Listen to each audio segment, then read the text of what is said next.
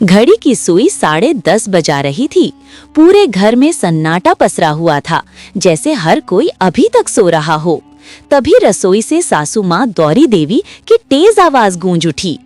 अरे ये घर है या सराय? 10:30 बज गए और चूल्हा अभी भी ठंडा पड़ा है। कोई पूछने वाला नहीं। राधा, सुनीता, पायल, करिश्मा, रानी सब कहाँ हैं? कमरे से नींद में अभी भी मली मली आंखों वाली राधा बाहर आई। माँ जी, मैं तो कमरे में थी, रात को नींद नहीं आई थी, इसलिए देर से उठी, उसने धीरे धीरे जवाब दिया। गौरी देवी चिढ़कर बोली, अरे तुझे छोड़ दूं तो बाकी चारों कहाँ गईं? 5-5 बहुएं हैं घर में, पर नाश्ता का नामो निशान नहीं। राधा थोड़े तंज भरे स्वर में बोली, माँ जी, सब अपनी मर्जी की मालकिन है, अब मैं तो सबकी नैनी नहीं हूँ। उसी वक्त पायल अंदर आई मुस्कुराते हुए। माँ जी, रानी तो सुबह से मंदिर गई थी, करिश्मा अपने कमरे में फोन पर किसी से बात कर रही थी, और सुनीता वो कह रही थी कि आज नाश्ता वही बनाएगी। गौरी देवी फिर गुस्से में बोली, तो फिर अभी तक क्यों नहीं बना? सुनीता कमरे से हाथ में पट्टी बांधे हुई बाहर आई।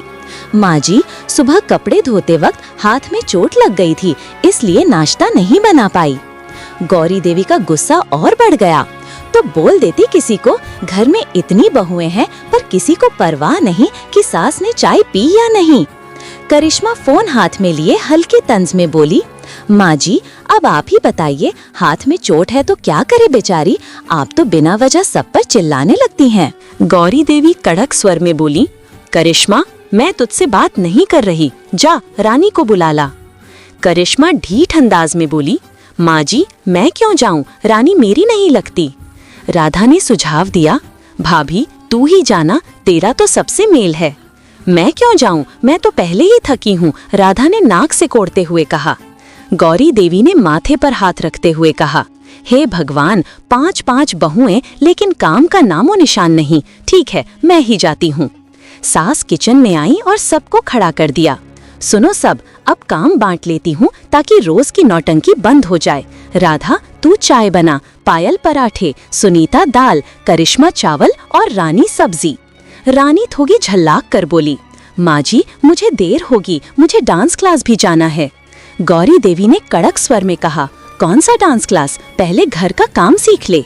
करिश्मा हंसते हुए बोली, माँ जी, आप तो हर चीज में डांस करवा देती हैं, अब सब काम का भी स्टेप बताइए क्या? सब हंस पड़ी। माँ जी गुस्से में चली गईं। रात को करिश्मा और रानी कमरे में बैठकर बात कर रही थीं। यार, ये रोज की डांट सुन सुन के तो दिमाग खराब हो गया है, रानी ने शिकायत की। करिश्मा ने सुझाया, तो कुछ करते क्यों नहीं? अगर हम सब मिलकर काम बांट लें तो माँ जी को भी शिकायत नहीं रहेगी। राधा ने कमरे से कहा, या फिर ऐसा करें, सब बाहर जाकर काम करें, नौकरी, तब माँ जी को पता चलेगा कि घर संभालना कितना मुश्किल है। पायल ने उत्साहित होकर कहा, सही कहा था, बाहर भी नाम होगा और पैसा भी आएगा। चलो कल माँ जी से बात करते हैं। अगले दिन सुबह सब बहुएं एक साथ माँ जी के पास गईं। माँ जी, हम सोच रही थीं कि अब से बाहर जाकर काम करें, सबकी अपनी पढ़ाई और हुनर है तो क्यों ना उसे इस्तेमाल किया जाए, सुनीता ने कहा। गौरी देवी आश्चर्यचकित हुई, क्या मतलब, घर का काम कौन करेगा? रानी ने विश्वास दिलाया, वो सब हम संभाल लेंगे माँ जी, कुक और बर्तन वाली लगा लेंगे, बस आप हमारी हिम्मत बनिए। गौरी देवी थोड़ी देर चुप रहीं, फिर धीरे से मुस्कुराईं।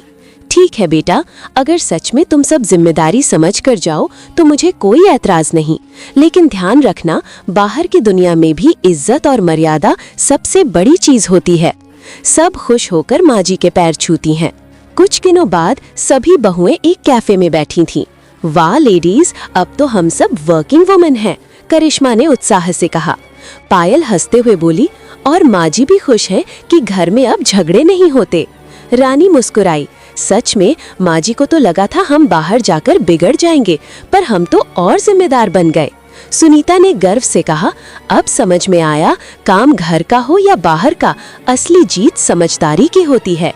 और सचमुच इस घर में ये सीख हर किसी के दिल में बैठ गई। घर तभी चलता है जब औरतें एक दूसरे की ताकत बने, दुश्मन नहीं। सास और बहू अगर साथ चले तो हर घर मंदिर बन जाता है।